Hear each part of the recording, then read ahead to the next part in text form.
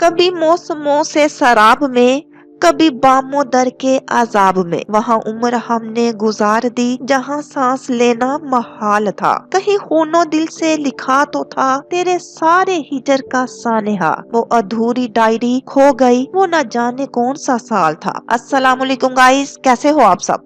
उम्मीद करती हूँ आप सब बहुत अच्छे से होंगे। आप सुन रहे हैं रजिया सुल्ताना की आवाज में निम्रा अहमद का लिखा हुआ खूबसूरत लेटेस्ट नॉवल माला। आज इस नॉवल की लेटेस्ट एपिसोड पेश की जाएगी। उम्मीद करती हूँ आपको ये नॉवल ऑडियो की सूरत में बहुत पसंद आ रहा होगा। गाइस, आपसे हम्बली रिक्वेस्ट है, नॉवल स्टार्ट करने से पहले गाइस जल्दी से सब्सक्राइब का बटन दबा दें, लाइक का बटन दबा दें और नीचे दिए गए बेल के बटन को भी प्रेस कर दें ताकि मेरे आने वाली तमाम लेटेस्ट वीडियोस के नोटिफिकेशन आप तक बर वक्त पहुंच सके। मेरे चैनल की हौसला अफजाई होती रहे और मैं आपके लिए अच्छी अच्छी तहरीरें ऑडियो की सूरत में पेश करती रहूं। चलें स्टार्ट करते हैं निम्रा अहमद का लिखा हुआ खूबसूरत नॉवल माला। हिस्सा अव्वल। लाहौर, किस्त नंबर 3। जब हम छोटे थे हमें कहानियों में जादू अपना गर्विता बना लेता था। फिर हम बड़े हुए और हम डरने लगे मोहब्बत से। न जाने किस मुकाम पे हमने भुला दिया इस बात को कि जादू और मोहब्बत एक ही शय है। जे आरोग। तारीख थी 5 अप्रैल, शहर था इस्लामाबाद का और वक्त था इस मुलाकात के खत्म होने का। होटल स्वीट में वो दोनों घड़ी के 6 और 12 की सुइयों की तरह आमने सामने खड़े थे। तुमने कभी सुना है ऐसे शख्स के बारे में जो किसी दिन अचानक से गायब हो जाता है? वो अपने अपार्टमेंट से निकलता है और फिर वापस नहीं आता। माहिर फरीद सर्द लहजे में कह रहा था, तुम कैफ जमाल इस जॉब को अपनी मर्जी से खत्म नहीं कर सकते। ये जॉब तब खत्म होगी जब मैं कहूँगा, और जब तक मैं नहीं कहूँगा तुम्हारे अपार्टमेंट से बदबू भी नहीं उठेगी। अब ये पैकेट उठाओ और जाके नए जूते खरीदो। कैफ का चंद मिनट पहले बहाल हुआ एतमाद ऐसे बिखर गया जैसे हवा से सूखे पत्ते बिखर जाते हैं। उसने मेकान की अंदाज में सर हिला दिया। पैसे, मेंटोरशिप, अपने बिजनेस का कामयाब हो जाना, ये सब उसकी जरूरियात थी। लेकिन उस लम्हे उसे एहसास हुआ कि इन जरूरियात को पूरा करने के लिए उसने खुद को एक गलत आदमी के साथ सौदे में फंसा दिया है। मजीद कुछ पूछना है तो अभी पूछ लो। माहिर फरीद ने कलाई पर बंधी घड़ी देखी। मेरी लंदन की फ्लाइट है, मुझे वापस जाना है, ज्यादा वक्त नहीं है मेरे पास। कैफ जमाल ने कुछ कहने के लिए लब खोले। उसी वक्त रूम का दरवाजा खटका। ऐसे नहीं जैसे बेल बजाते हैं, बल्कि ऐसे जैसे कोई जूते से 2-3 दफा ठोकर मारता है। माहिर फरीद ने कैफ से नजर उठाई और मालिक को देख के आबरू से दरवाजा खोलने का इशारा किया, मगर मालिक ने अपनी जगह बैठे बैठे महज कंधे उचका दिए। कैफ जमाल ने कुछ कहने के लिए लब खोले।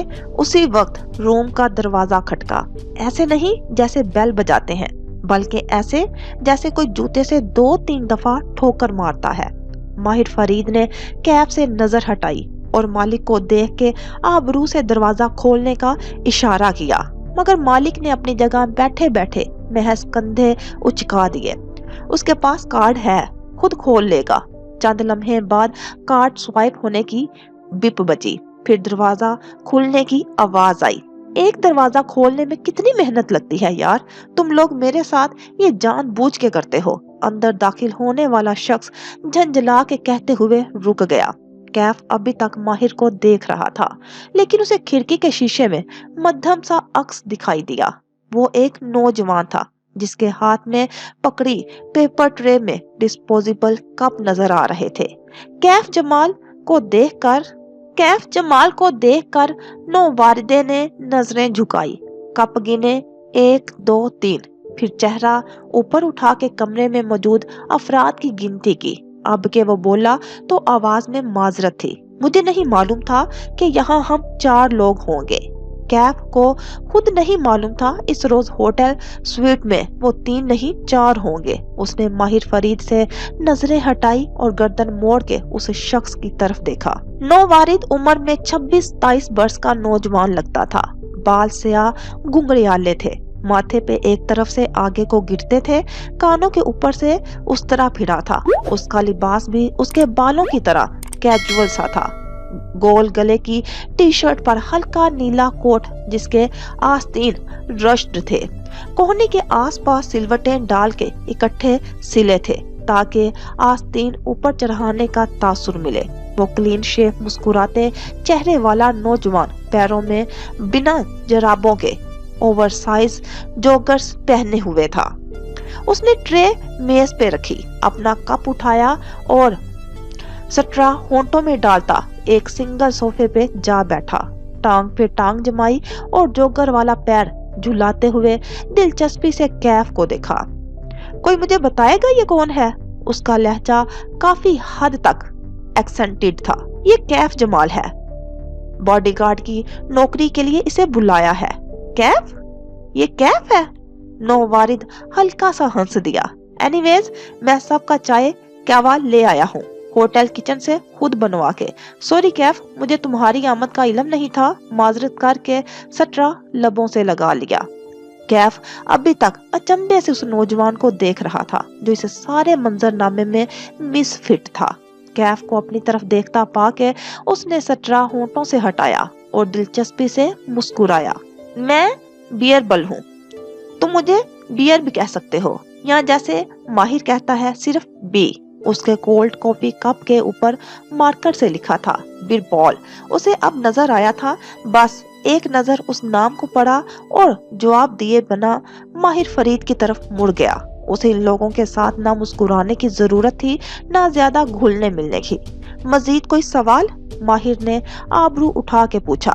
एक ही दफा सब सवाल पूछ लो। मालिक अपना कप उठाते हुए अब कोफज़दा लग रहा था, जैसे वो जल्द अज जल्द कैफ जमाल को वहां से भेजना चाहता हो।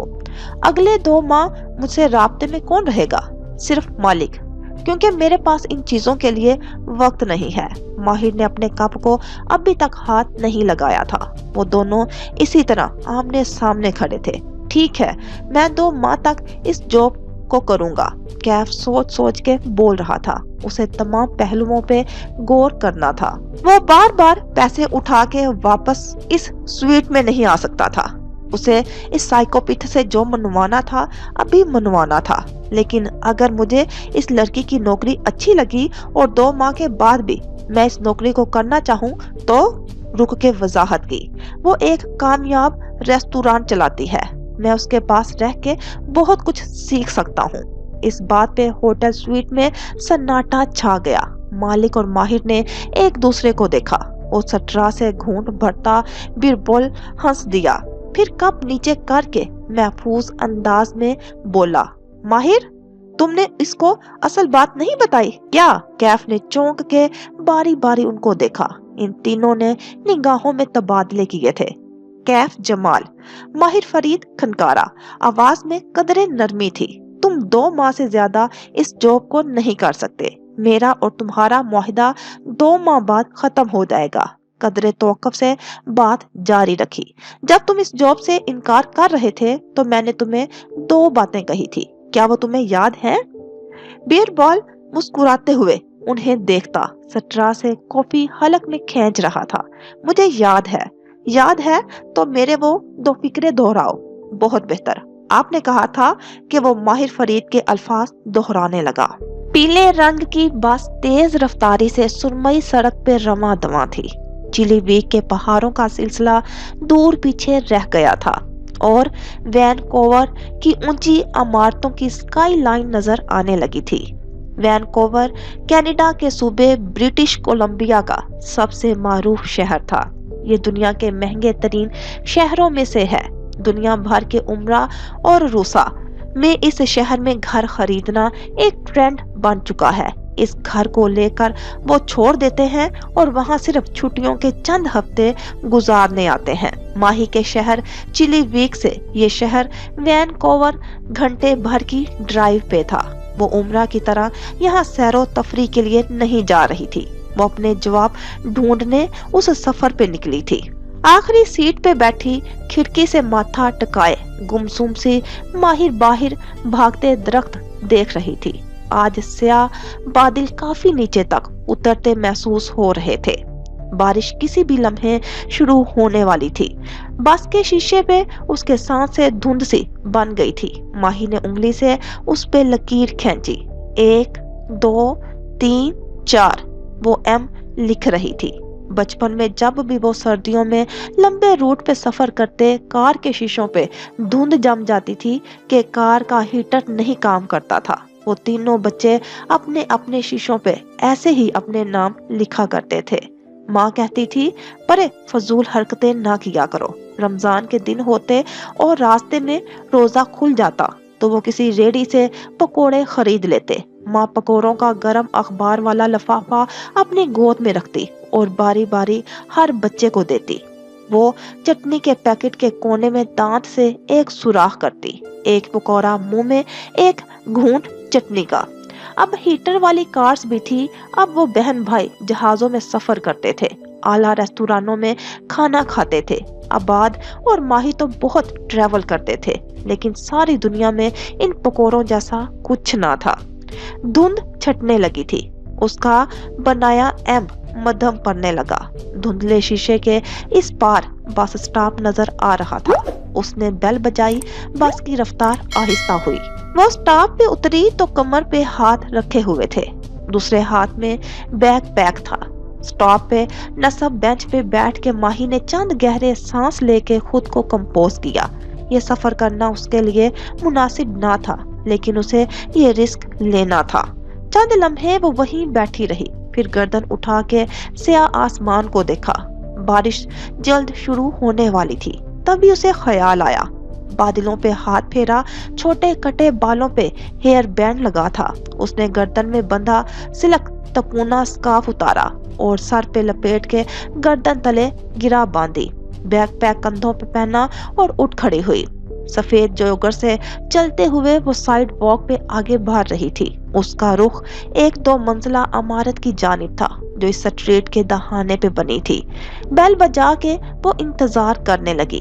عمارت کے داخلی دروازے میں شیشے لگا تھا، اس پہ دھند جمی تھی۔ وہ عادتاً اس پہ انگلی پھیر کے کچھ لکھنے لگی۔ تبھی دروازہ اندر کی طرف کھلتا گیا۔ وہ سنبھل کے سیدھی ہوئی۔ السلام علیکم مبینہ۔ بھوری داڑھی اور ٹوپی والے ڈاکٹر رائد سامنے نظر آئے۔ انہوں نے مسکرا کے اس کے لیے راستہ چھوڑا۔ وہ بلیک پینٹ پہ ڈریس شرٹ پہنے ہوئے تھے اور پیروں میں جرابیں تھی۔ آباد نہیں آیا؟ نہیں، مجھے اکیلے میں کچھ بات کرنی تھی ڈاکٹر رائد۔ وہ تیزی سے اندر آئی، جھک کے جوتے اتارے اور جرابوں سے چلتی ہوئی ان کے پیچھے چلی آئی۔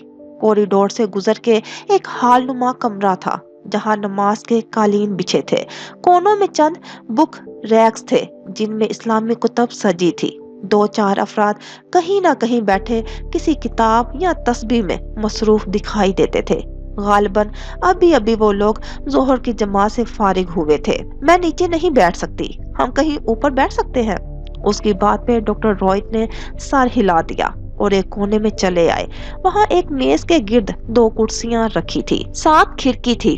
اس کے شیشے پہ بھی ہلکی سی دھند جمی تھی، لیکن باہر کی طرف وہ اس پہ لکیریں نہیں کھینچ سکتی تھی۔ بتائیے کیا چیز آپ کو آج مسجد کھینچ لائی؟ وہ دونوں آمنے سامنے بیٹھ گئے تو ماہی نے بیگ پیک سکیچ بک نکالی، مگر اسے کھولا نہیں۔ اس نے ڈاکٹر رائد کو دیکھتے ہوئے بے بسی سے پوچھا، ایک بچہ ہے، میں اس کا گلا دبا کے اسے مارنا چاہتی ہوں۔ 2 دفعہ کوشش کی ہے لیکن وہ نہیں مرتا۔ میں آپ سے پوچھنے آئی ہوں کہ میں اسے کیسے ماروں؟ اس کی آنکھوں میں آنسو بھر آئے تھے۔ اس منظر کو یہی روک کے ہم اپنی کہانی میں واپس جاتے ہیں۔ مبین منزل پہ رمضان کی رونق اس سال گزشتہ برسوں جیسی نہیں تھی۔ وہ جو اسلام آباد سے یہاں ایک شادی اٹینڈ کرنے آئی تھی، اس کی زندگی یہی رک کے رہ گئی تھی۔ جیسے پینٹ کی ٹیوب کا ڈھکن بند کرنا بھول جاؤ اور سارا پینٹ وہیں سوکھ جائے۔ رنگ رہ جاتا ہے مگر وہ رنگ نہیں ہوتا۔ ڈاکٹر وورا کی اپوائنٹمنٹ کے بعد مالا اور مویت نے طے کیا تھا کہ وہ ماں کو ان کی بیماری کا علم نہیں ہونے دیں گے۔ ماں ویسے بھی مزید تھکی ہوئی اور گنودا دکھائی دیتی تھی۔ فی الحال ان کو ایپیوول دی گئی تھی تاکہ ان کو فٹس دوڑے نہ پڑے اور دماغ میں ٹیومر کی سوجن کو کم کیا جا سکے۔ माँ लाउंज में ड्रामा देखते हुए सो गई थी और वो कबीरा ताई के फोन के बाद बेचैन सी थी। माही को जैसे ही कॉल मिलाई उसने झट फोन उठा लिया। क्या कहा डॉक्टर वोहरा ने? माही उससे ज्यादा बेचैन थी।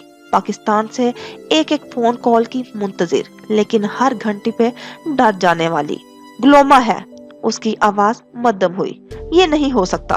मैंने इतनी दुआएं मांगी हैं कि ये ट्यूमर बिंगिन बेजरर हो, ये फैलने वाला ना हो। फिर कैसे? वो बेयकीन थी। माही, कबीरा ताई का फोन आया था। माला की सुई कहीं और अटकी हुई थी। उनको मालूम है ग्लोमा के बारे में। व्हाट? माही किसी ख्वाब से जागी। उनको कैसे मालूम हुआ?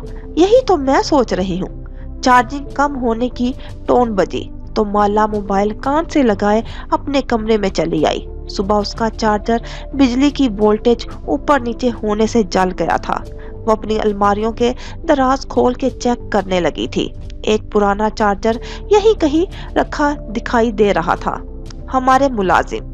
माही फौरन से नतीजे पर पहुंच गई। उन्होंने ही बताया होगा। नहीं यार, उनको खुद नहीं मालूम। फिर वो सब पुराने मुलाजिम हैं। एक दराज बंद करते करते वो ठहर गई। धीरे से उसे वापस पूरा खोला। वो कैफ? वो तो नया है। क्या पता वही इन्वॉल्व हो।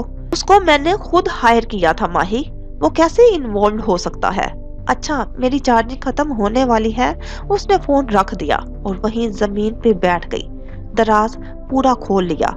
वहां एक मखमल का बैग रखा था। कशमाला की सबज आंखों में मुस्कुराहट उतर आई, जैसे एक पुराने दोस्त से मुलाकात हुई हो, वो जिससे अरसे से नाराजी चल रही हो। उसने बैग निकाला और धड़कते दिल से खोला। अंदर तरतीब से 8 खाने बने थे। हर खाने में मुख्तलिफ साइज के पेंट ब्रश रखे थे। उसने बैग खोला और धड़कते दिल से खोला। अंदर तरतीब से 8 खाने बने थे। हर खाने में मुख्तलिफ साइज के पेंट ब्रश रखे थे। उसने उंगलियों के पोरों से ब्रशेस के अकड़े बालों को छुआ। वो मजबूत मगर नरम थे। बिजनेस, अकाउंट्स, सेल्स, कस्टमर्स, इन सब में गुम होके उसे ये भूल ही गए थे।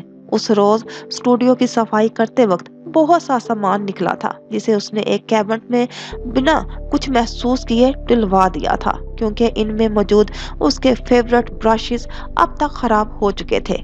लेकिन ये वाले ब्रश ये उसने बहुत चाह से लिए थे, मगर कभी इस्तेमाल नहीं किए। शायद वो ब्रश भी इससे नाराज थे और शायद वो कभी उन्हें इस्तेमाल नहीं कर सकेगी। माँ का ट्यूमर फिर से याद आ गया। उसने दरवाजा बंद कर दिया। माला ने माही को कह दिया था कि कैफ मुलव्वस नहीं हो सकता, लेकिन माही की तसल्ली नहीं हुई थी। वो बेड पे लेटे लेटे छत को देखती कुछ सोचे गई। कबीरा ताई को कैसे मालूम हुआ? ये छोटी बात नहीं थी। कौन है उनके घर में जो जासूसी कर रहा है? या फिर वो बच्चा? उसने सर झटका और मोबाइल स्क्रीन रोशन की।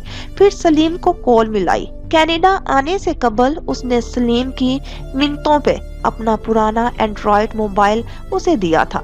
सलीम टच मोबाइल पे खुश हो गया था। माला इस्लामाबाद होती थी तो माही सलीम को व्हाट्सएप कॉल करके वक्त भी से बात करती और घर की देखभाल की हदायत देती रहती थी।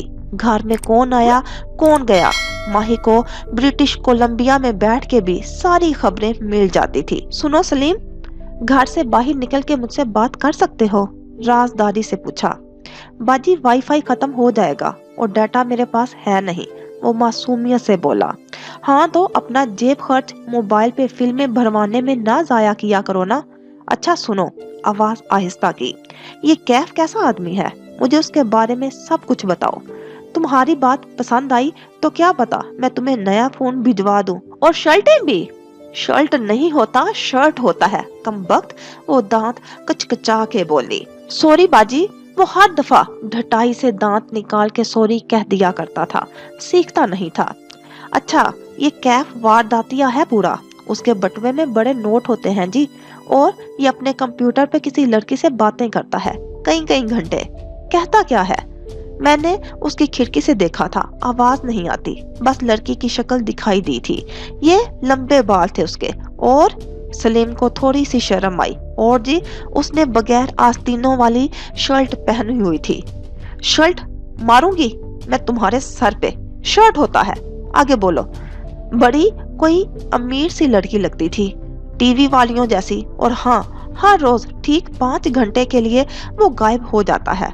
माला बाजी उसे छुट्टी दे देती हैं दोपहर में, फिक्स टाइम पे जाता है, फिक्स टाइम पे आता है। मुझे लगता है दूसरी कोई नौकरी करता है। कोई काम की बात बताओ। और कुछ नहीं करता, निकम्मा है जी, सारा दिन बच्चों की तरह अपनी ड्राइंग की किताब में लकीरें खींचता रहता है। कभी मोटरसाइकिल बनाता है, कभी कुछ। उसके पास लंबी लंबी पेंसिलें हैं, पेंसिलें नहीं पेंसिल्स होता है। नकल करके मैट्रिक किया था क्या? बदमजा हो के कॉल बंद की। कैफ उसे बेजरार लगा था, काम से काम रखने वाला। फिर उसने मोबाइल पे डॉक्टर रॉयट की चैट निकाली। अभी तक उनका जवाब नहीं आया था। वो अबाद के उस्ताद थे। अबाद कम उम्री में पढ़ाई के लिए कनाडा आया था। उसकी फैमिली पहले लाहौर और फिर अमेरिका में सेटल हो गई थी। अबाद को कनाडा पसंद था।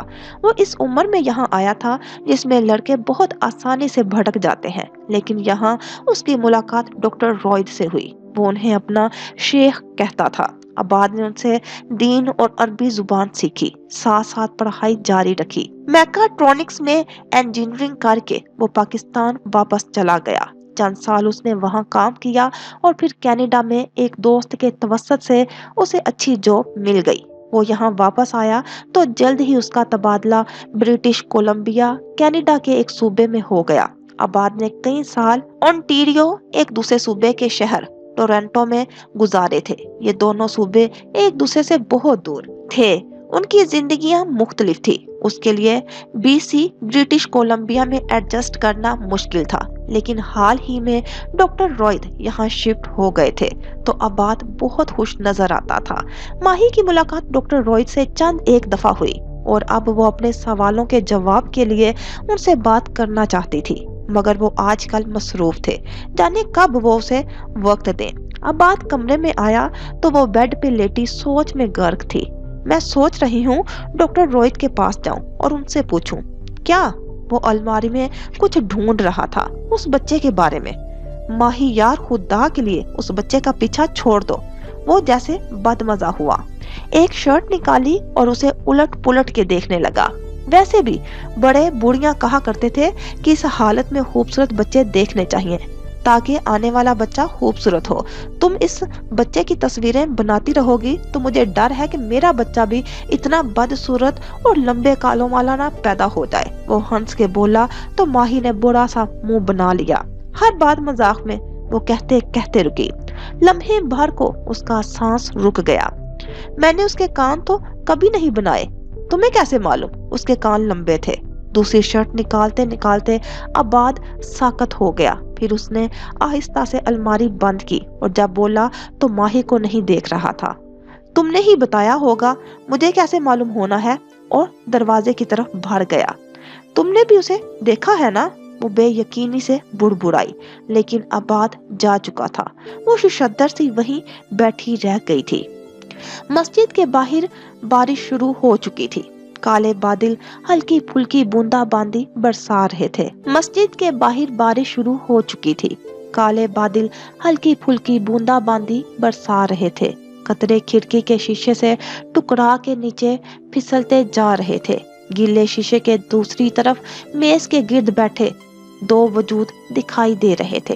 माही दोनों हाथ मेज पे पड़ी स्केच बुक पे रखे हुए थी। वो बार बार इस तरफ से मुट्ठियां बंद करती और खोलती थी। सामने बैठे डॉक्टर रॉयड उसकी बात पे मुस्कुराए थे। अल्लाह के घर में बैठ के गला दबाने की बात। ओ नो मुबैना, उन्होंने मुस्कुरा के सर दाएं बाएं हिलाया। क्या पियेंगे आप? रोजा नहीं होगा आपका गालबन। कॉफी। उसने कॉफी की टाइप नहीं बताई। इस वक्त वो कुछ भी ले सकती थी। वो कॉफी लेने उठ गए तो माही गर्दन मोड़ के खिड़की पे गिरते कतरे देखने लगी। वो क्रिस्टल के दानों की तरह सारे शीशे को ढके हुए थे। दफ्तर उनमें से एक फिसलता और दूसरे तीसरे को साथ लिए बस्ती का सफर करने लगता। वो यकटक उनको देखे गई। वो कितने खूबसूरत थे, मगर उनकी जिंदगी कितनी छोटी थी। अभी हवा का झोंका आएगा और वो नीचे गिर के फना हो जाएंगे। मोहित रात में घर आया तो माला ने छूटते ही कबीरा ताई वाले मामले की खबर दी। मोहित औरतों की सियासतों में नहीं पड़ता था। उसे कबीरा ताई सामने नजर आ जाती तो अच्छे से सलाम करके हट जाता था। सारी बात सुन के गहरी सांस ली और सादगी से कहा, मैंने टेस्ट रिपोर्ट्स जवाद को भेजी थी। वो हमारा कजन है, मगर कबीरा ताई का भांजा भी है। जाहिर है उसी ने बताया होगा। कशमाला की परेशानी उसकी एक बात से दूर होती गई। कोई उसके घर में उनकी जासूसी नहीं कर रहा था। जवाद न्यूरोलॉजिस्ट था और यह तय था कि अब माँ की रिपोर्ट एक दूसरे डॉक्टर तक जानी थी। लाहौर में उनके कई रिश्तेदार थे। बात निकलनी थी। जरूरी यह था कि बात माँ तक न पहुंचे। वो कबीरा ताई उनके बेटे और माँ की रिपोर्ट्स को सोचते सोचते सो गई थी। जब रात के किसी पहर उसकी आंख खुली। एक मर्दाना आवाज, उसके करीब सरगोशी। किसी ने उसके बालों को छुआ, फिर उसकी गर्दन को, फिर दरवाजा बंद होने की आवाज आई। वो एक झटके से गहरी नींद से जागी। फिर खौफ के आलम में दाएं बाएं देखा। वो तन्हा थी। माँ सो रही थी। कमरे में कोई नहीं था। उसने आंखों में खौफ लिए दरवाजे को देखा। वो बंद था, लेकिन उसने वाजिया चिड़चिड़ाने की आवाज सुनी थी। कोई उसके कमरे में था। कोई उसके कमरे में कैसे आ सकता था? शायद कोई बुरा ख्वाब था। हर दफा की तरह वो आहिस्ता से बिस्तर से निकली। दिल बुरी तरह धड़क रहा था। उसने बिना आवाज के दरवाजा खोल के बाहर झांका। लाउंज नीम अंधेर और सुनसान पड़ा था। वो दरवाजा बंद करके बेड रूम की खिड़की तक आई और पर्दा 2 उंगलियों से जरा सा सिरकाया। बाहर कैफ पोर्च में टहलता नजर आ रहा था। कानों में एयरपॉड्स लगे हुए थे और वो दबी दबी आवाज में कुछ कह रहा था। उसके चेहरे पे बरहमी थी। खिड़की के शीशे बंद होने की वजह से आवाज ठीक से नहीं सुनाई देती थी। उसे आवाज सुननी भी नहीं थी। वो चुपचाप उसे देखे गई। अपना ख्वाब चंद लम्हे के लिए भूल गया। कैफ ने कान में लगे पोर्ट को उंगली से दबा के गालबन काल काटी और फिर दीवार के साथ जा खड़ा हुआ। दोनों हाथ दीवार पे रखे, सर झुका दिया, फिर जोर से दीवार को जोगर्द से ठुड्डा मारा। वो गुस्से में था, झंझलाया हुआ भी लगता था। उसने पहली दफा कैफ के चेहरे पे इतनी बरहमी देखी थी। कशमाला पर्दे के सामने से हट गई। यकीनन उसने बुरा ख्वाब देखा था। बाहर गेट के साथ खड़े कैफ ने दीवार को 1-2 ठुड्डे मजीद मारे। फिर वो वहां से हटने लगा था। जब सामने वाले घर की बलाई मंजिल पे नजर पड़ी, वहां सीसीटीवी कैमरा लगा था। उसने चौंक के अपने गेट को देखा। गेट उस कमरे के वहां सीसीटीवी कैमरा लगा था। उसने चौंक के अपने गेट को देखा। गेट उस कैमरे के रुख पे था। उसके जहन में एक नया ख्याल सर उठाने लगा। सुबह जब सामने वाले साहिब मॉर्निंग वॉक पे निकले तो वो उनकी ताक में खड़ा था। वो गेट बंद कर रहे थे जब कैफ सड़क पार करता हुआ उनके करीब आया। कैसे हैं आप सर? हशाश बशाश से कैफ ने मुस्कुरा के सलाम झाड़ा। वो मुड़े और उसे देख के मुस्कुराए। मैं फिट हूँ, तुम कैसे हो? बखूदार। सर से पैर तक उसे देखा। जीन्स और टी शर्ट में मलबूस छोटी छोटी बड़ी शेव वाले इस नौजवान को वो चंद दिन से पूरे जहां बेगम के घर के अंदर बाहर जाते देख रहे थे। मैं आंटी का दूर का भांजा हूँ। लाहौर में जॉब लग गई है, इसलिए उनके पास रह रहा हूँ। वो दोनों उनके गेट के सामने खड़े थे। कल मैंने आपको अपने मालिक को डांटते हुए सुना। बहुत अफसोस हुआ उसकी वजह से। एक नजर घर के बाहर लगे पौधों पे डाली। आपके सारे पौधे झुलस गए। उधेर उमर साहिब ने जेरे लब माली की शान में कई अल्फाज कह दिए। वैसे हमारा माली बहुत काबिल है। आंटी ने देखभाल के रखा है। 2 दिन आता है लेकिन काम अच्छा करता है। आपको उसका नंबर दे देता हूँ। मोबाइल निकालते हुए वो खलूस से कह रहा था। बात से बात निकलती गई। चंद मिनट वो वहीं बीच सड़क के खड़ा उनसे गुफ्तगू करता रहा। फिर थोड़ी बड़ी शेव को 2 उंगलियों से खजाते हुए तज़बज़ब से बोला, कुछ दिन पहले मेरा लैपटॉप चोरी हो गया था। आंटी बीमार है इसलिए किसी को बताया नहीं। सफाई वाली मुलाजमा पे शक है मुझे। आप अगर मुझे अपनी सीसीटीवी की फुटेज देखने दें तो? हाँ, क्यों नहीं। मुझे तारीख और वक्त बता दो। मैं वाक से फारिग होके फुटेज ईमेल कर देता हूँ। वो उसके कंधे को थपथपा के आगे बढ़ गए। उससे मिलके वो खुश हुए थे। लाहौर में अपर मिडिल क्लास والدین قابل اور ہینڈسم نوجوانوں سے مل کے ہمیشہ خوش ہوتے تھے۔ ان والدین میں سے اکثر اپنی بیٹیوں کو صاف صاف کہہ دیتے تھے کہ وہ یونیورسٹی جا کے اپنا میچ خود تلاش کریں۔ لاہور کی یونیورسٹیز میں پڑھنے والی لڑکیوں کی ایک بڑی تعداد اسی مقصد پہ فوکس کرتی تھی۔ جیسے جیسے فائنل ایئر قریب آنے لگتا، ان لڑکیوں کی بے قراری اور ڈسپریشن بڑھتی جاتی۔ گھر میں والدین اٹھتے بیٹھتے یہی بتاتے کہ زندگی کا مقصد اچھا گھر تلاش کرنا ہے۔ سوشل میڈیا یہ سکھاتا کہ زندگی میں سب سے اہم اور بڑا دن شادی کا ہوتا ہے، اسی کے لیے خوبصورت بننا اور وزن کم کرنا ہے۔ ٹی وی ڈرامے اور بالی ووڈ کی فلمیں یہ تعلیم دیتی کہ شوہر ٹروفی ہسبینڈ ہونا چاہیے، خوش شکل اور پیسے والا۔ لاہور کی لڑکیوں کی اکثریت انہی تعلیمات کے ساتھ بڑی ہوتی ہے۔ زندگی میں بہت آگے جا کے کچھ کو معلوم ہوتا ہے کہ یہ تعلیمات غلط تھی اور کچھ کو کبھی معلوم نہیں ہو پاتا۔ ایسے میں حورے جہاں جیسی مائیں اب بہت کم رہ گئی تھی جو اپنی بیٹیوں کے رشتوں کے لیے خود سے دور دھوپ نہیں کرتی تھی۔ وہ یہ معاملے اللہ پہ چھوڑ دیتی تھی۔ وہ بیٹیوں کی تربیت پہ فوکس کرتی تھی۔ انہیں بھلے کشمالہ اور ماہی کے پروفیشن پہ اعتراض تھا، مگر انہوں نے ہمیشہ یہ سکھایا کہ امیر مرد کی تلاش میں لگو، نہ اس کے انتظار میں بیٹھی رہو۔ یہ زندگی کا مقصد نہیں ہے، زندگی اس سے کہیں بلند ہے۔ ماں کو کشمالہ کی شادی کی فکر ہوتی تھی، لیکن وہ اس بات کو سر پہ سوار کر کے بار بار نہیں دہراتی تھی۔ کشمالہ کو شادی سے مسئلہ نہ تھا، وہ شادی کر لیتی اگر اسے کوئی اپنے برابر کا میچ ملتا۔ زیاد سلطان سے پہلے اسے کوئی اپنے قابل نہیں لگا تھا۔